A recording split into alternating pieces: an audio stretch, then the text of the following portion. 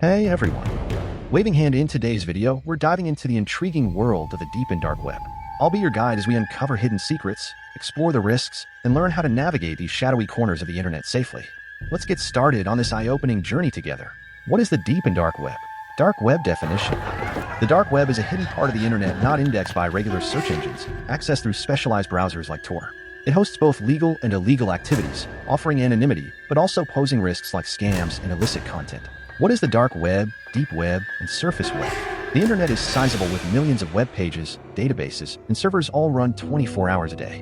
But the so-called visible internet, aka surface web or open web, sites that can be found using search engines like Google and Yahoo, is just the tip of the iceberg. There are several terms surrounding the non-visible web, but it's worth knowing how they differ if you're planning to browse off the beaten path. The surface web or open web. The open web or surface web is the visible surface layer. If we continue to visualize the entire web like an iceberg, the open web will be the top portion that's above the water.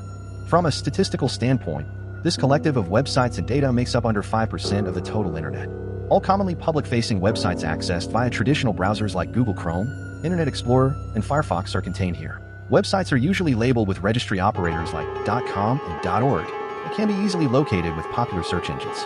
Locating surface web websites is possible because search engines can index the web via visible links, a process called crawling, due to the search engine traveling the web like a spider. The deep web. The deep web rests below the surface and accounts for approximately 90% of all websites. This would be the part of an iceberg beneath the water, much larger than the surface web. In fact, this hidden web is so large that it's impossible to discover exactly how many pages or websites are active at any one time. Carrying on with the analogy, big search engines could be considered like fishing boats that can only catch websites close to the surface. Everything else, from academic journals to private databases and more illicit content, is out of reach. This deep web also includes the portion that we know as the dark web. While many news outlets use deep web and dark web interchangeably, much of the deep portion as a whole is perfectly legal and safe. Some of the largest parts of the deep web include databases, both public and privately protected file collections that are not connected to other areas of the web, only to be searched within the database itself. Intranets, internal networks for enterprises, governments, and educational facilities used to communicate and control aspects privately within their organizations. In case you're wondering how to access the deep web, chances are you already use it daily. The term deep web refers to all web pages that are unidentifiable by search engines. Deep websites may be concealed behind passwords or other security walls, while others simply tell search engines to not crawl them. Without visible links, these pages are more hidden for various reasons. On the larger deep web, its hidden content is generally cleaner and safer. Everything from blog posts and review and pending web page redesigns to the pages you access when you bank online are part of the deep web. Furthermore, these pose no threat to your computer or safety at large. Most of these pages are kept hidden from the open web to protect user information and privacy, such as financial accounts like banking and retirement, email and social messaging accounts, private enterprise databases, HIPAA-sensitive information like medical documentation, legal files. Venturing further into the deep web does bring a bit more danger to the light. For some users, portions of the deep web offer the opportunity to bypass local restrictions and access TV or movie services that may not be available in their local areas. Others go somewhat deeper to download pirated music or steal movies that aren't yet in theaters. At the dark end of the web, you'll find the more hazardous content and activity. Tor websites are located at this far end of the deep web, which are deemed the dark web and are only accessible by an anonymous browser. Deep web safety is more relevant to the average internet user than dark web safety, as you could end up in dangerous areas by accident. Many portions of the deep web can still be accessed in normal internet browsers. This is how users can travel through enough tangential pathways and end up on a piracy site, a politically radical forum, or viewing disturbingly violent content. The dark web. The dark web refers to sites that are not indexed and only accessible via specialized web browsers. Significantly smaller than a tiny surface web, the dark web is considered a part of the deep web. Using our ocean and iceberg visual, the dark web will be the bottom tip of the submerged iceberg. The dark web, however, is a very concealed portion of the deep web that few will ever interact with or even see. In other words, the deep web covers everything under the surface that's still accessible with the right software, including the dark web. Breaking down the construction of the dark web reveals a few key layers that make it an anonymous haven. No web page indexing by surface web search engines. Google and other popular search tools cannot discover or display results for pages within the dark web. Virtual traffic tunnels via a randomized network infrastructure. Inaccessible by traditional browsers due to its unique registry operator. Also, it's further hidden by various network security measures like firewalls and encryption. The reputation of the dark web has often been linked to criminal intent or illegal content, and trading sites where users can purchase illicit goods or services. However, legal parties have made use of this framework as well. When it comes to dark web safety, the deep web dangers are very different from dark web dangers. Illegal cyber activity cannot necessarily be stumbled upon easily, but tends to be much more extreme and threatening if you do seek it out. Before we unpack the dark web's threats, let's explore how and why users access these sites. How to access the dark web. The dark web was once the province of hackers, law enforcement officers, and cybercriminals. However, new technology like encryption and the anonymization browser software, Tor, now makes it possible for anyone to dive dark if they're interested. Tor, the Onion Routing Project network browser, provides users access to visit websites with the Onion Registry Operator. This browser is a service originally developed in the latter part of the 1990s by the United States Naval Research Laboratory.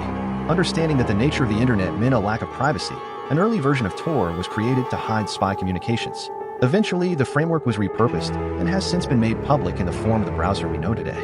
Anyone can download it free of charge. Think of Tor as a web browser like Google Chrome or Firefox. Notably, instead of taking the most direct route between your computer and the deep parts of the web, the Tor browser uses a random path of encrypted servers known as nodes. This allows users to connect to the deep web without fear their actions being tracked or their browser history being exposed. Sites on the deep web also use Tor or similar software such as I2P, the Invisible Internet Project, to remain anonymous, meaning you won't be able to find out who's running them or where they're being hosted. Is it illegal to go on the dark web? Simply put, no, it is not illegal to access the dark web. In fact, some uses are perfectly legal and support the value of the dark web. On the dark web, users can seek out 3 clear benefits from its use. User anonymity, virtually untraceable services and sites, ability to take illegal actions for both users and providers. As such, the dark web has attracted many parties who would otherwise be endangered by revealing their identities online. Abuse and persecution victims, whistleblowers, and political dissidents have been frequent users of these hidden sites. But of course, these benefits can be easily extended to those that want to act outside of the constraints of laws in other explicitly illegal ways. When viewed through this lens, the dark web's legality is based on how you as a user engage with it. You might fall to the wayside of legal lines for many reasons that are important for the protection of freedom. Others may act in ways that are illegal for the protection and safety of others. Let's unpack both of these concepts in terms of the dark web browser and the websites themselves. Is Tor illegal to use? On the software end, the use of Tor and other anonymized browsers is not strictly illegal. In fact, these supposed dark web browsers are not tethered exclusively to this portion of the internet. Many users now leverage Tor to browse both the public internet and the deeper parts of the web privately. The privacy offered by the Tor browser is important in the current digital age. Corporations and governing bodies alike currently participate in unauthorized surveillance of online activity. Some simply don't want government agencies or even internet service providers, ISPs, to know what they're looking at online, while others have little choice.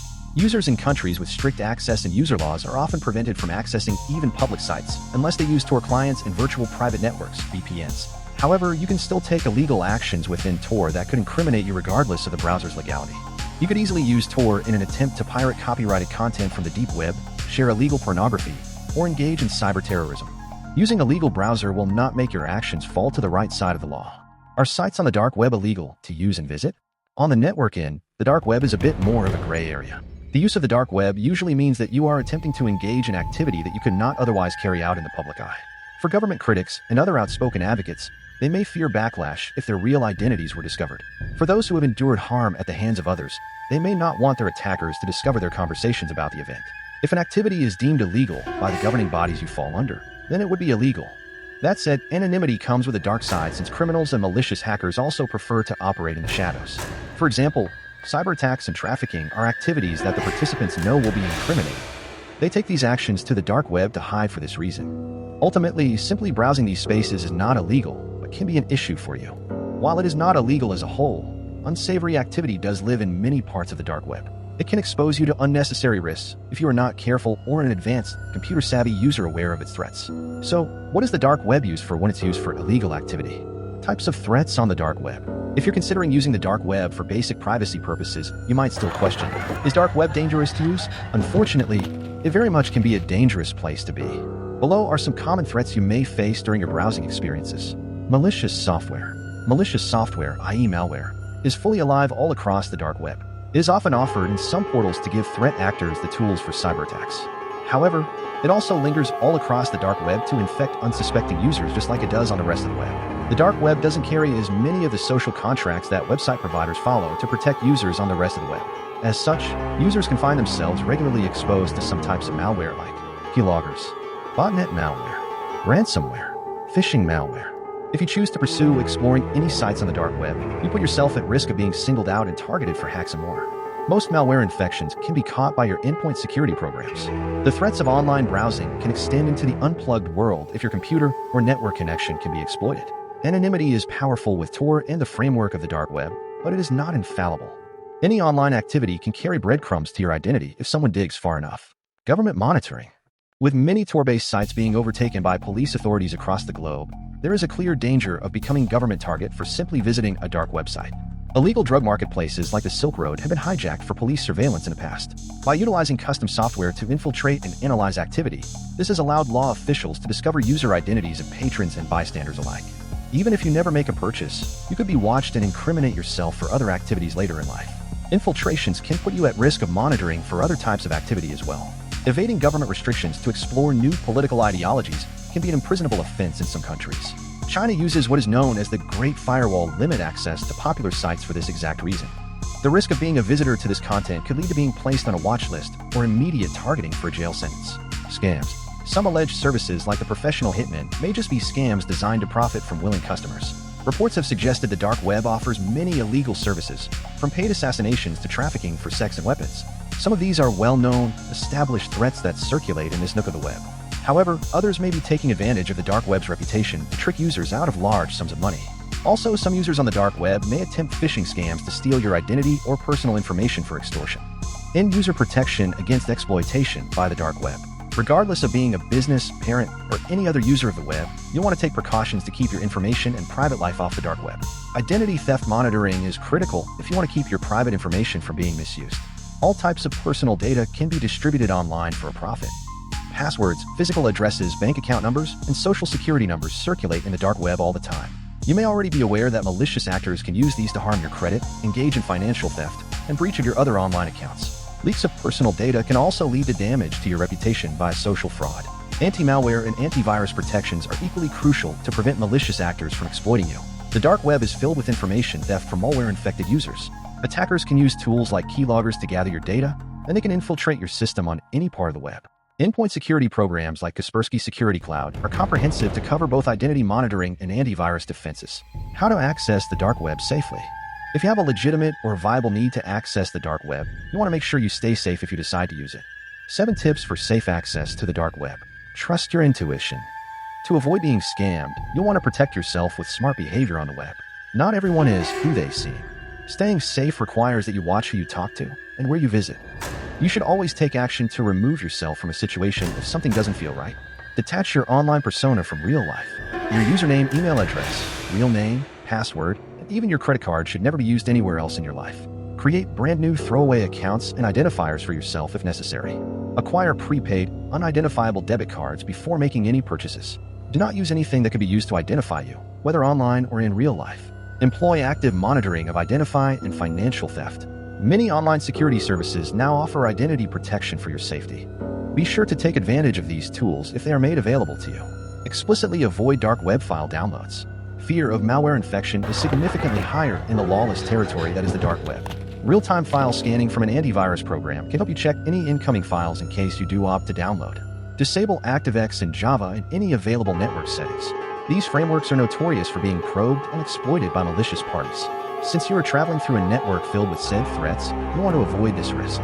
Use a secondary non-admin local user account for all daily activities. The native account on most computers will have full administrative permissions by default. Most malware must take advantage of this to execute its functions.